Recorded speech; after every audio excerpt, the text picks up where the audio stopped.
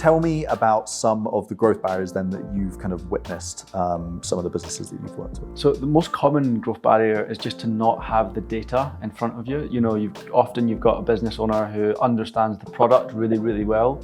Otherwise, they wouldn't have built the business to, you know, £1 or £2 million in turnover. But they kind of run the business on instinct. Everything's central around them. And it's just about having the data and making sure that that goes to the right person or people. And once you've got the data, then the growth barriers start to become clear. The really obvious one is that the customer acquisition cost might be too high, or maybe the customer acquisition cost isn't too high, but the sort of CAC to LTV ratio, which would be, you know, if your acquisition cost is £20 and your customer lifetime value is 200, your CAC to LTV would be 10. Mm-hmm. It's quite common that those numbers don't quite stack up, and you need to look at, you know, do we need to spend a different amount on acquiring customers? Do we need to sort of nurture customers for a longer time so they spend more? Do we need to put our prices up? Is our margin too low?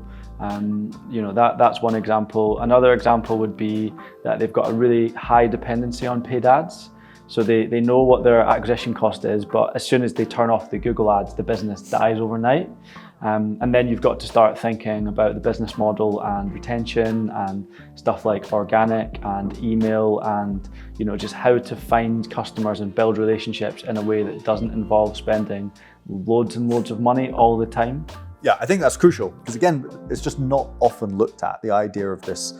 There's so many barriers, and they're not always just, oh, my Facebook ad video isn't good enough or isn't loading properly. You know, there's so many more barriers to success. Yeah, and once you've got all the metrics in front of you, you can decide what good looks like, and then you can start trying to optimize it, and then you know if your campaign's been successful or not.